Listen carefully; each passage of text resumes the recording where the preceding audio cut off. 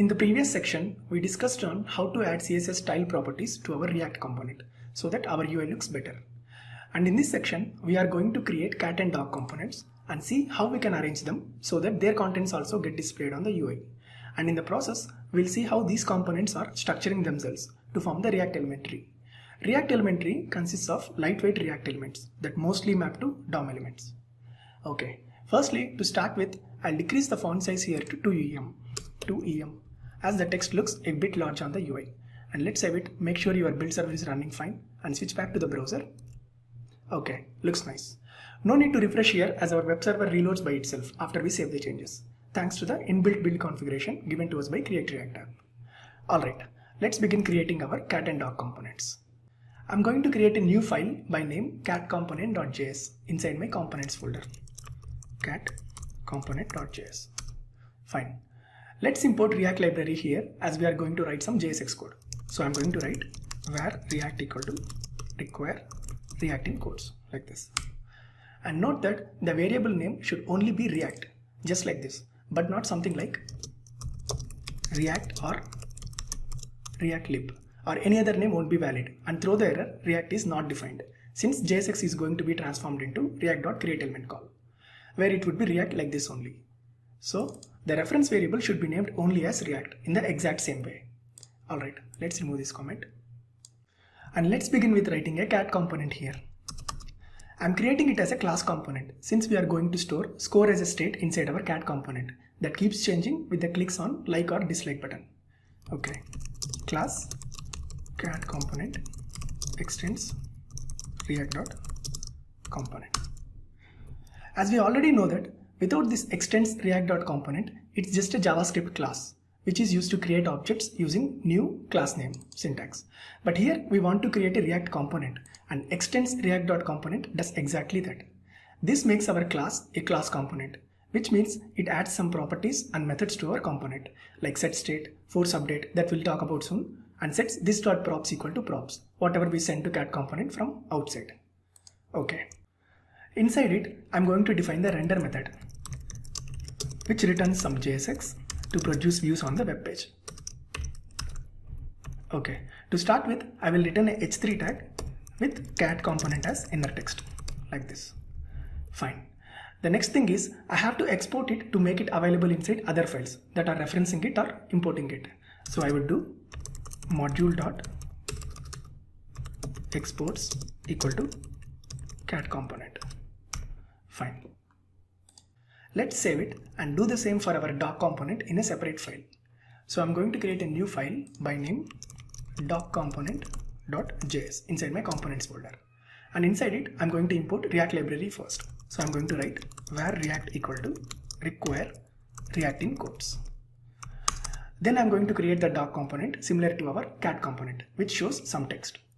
So class dog component extends React.component, and inside it I'm going to define render method, which returns some JSX to produce the view on the web page. Inside the return statement, I'm going to create a React element of type h3 which contains the inner text dog component. Fine. Finally, let's export our dog component. So I'm going to write module.exports equal to dog component. Okay, let's save it now. Note that I can also write this return statement over here in other ways also. I'm going to write it over here at the bottom in comments. So if you want to write our return statement in a single line, then I can write like this. Return h3 with content as dog component like this. This one works fine. And if I want to write it in multiple lines, then I can write like this. Return h3 dog component and spread over multiple lines like this. This one also works perfectly fine, but the one which I am going to write right now is not going to work. Return h3 dog component. This one is not going to work.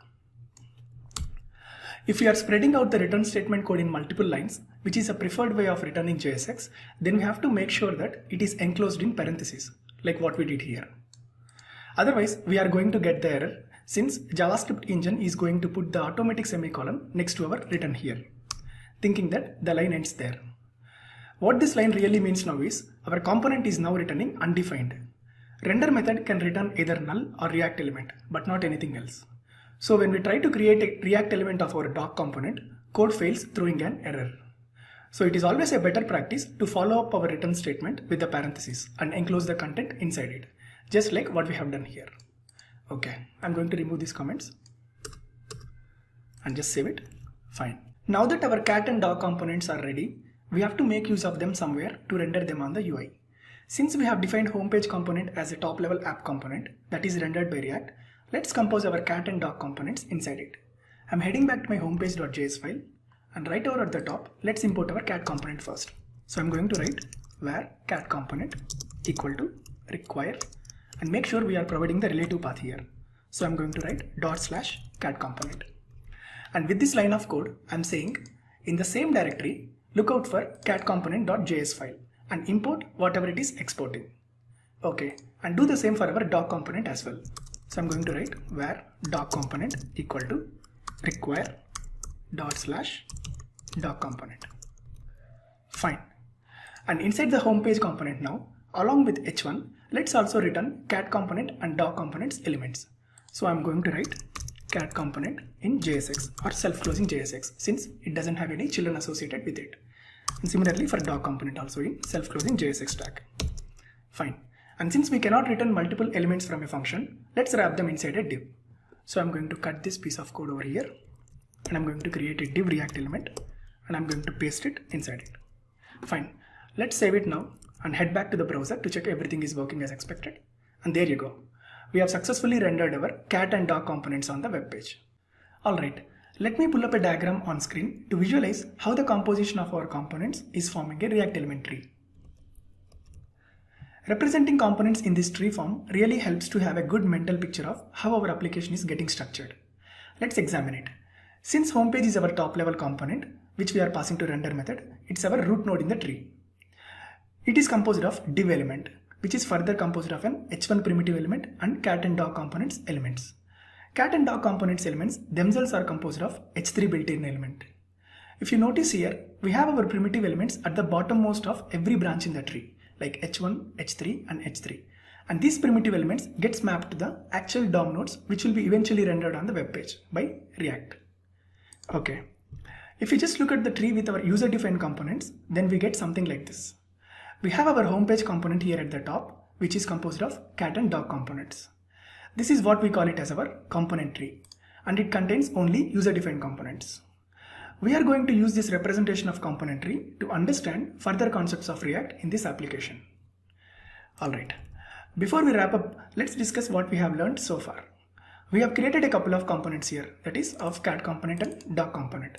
And we have seen how they can be composed inside other component, that is in our homepage component. And we have also seen how we can return multiple React elements, that is by just enclosing them in a container element like div. Finally, we have seen how the composition of our components forming a tree. In the next section, we are going to add an image and like and dislike buttons to our cat and dog components. Alright, let's carry on.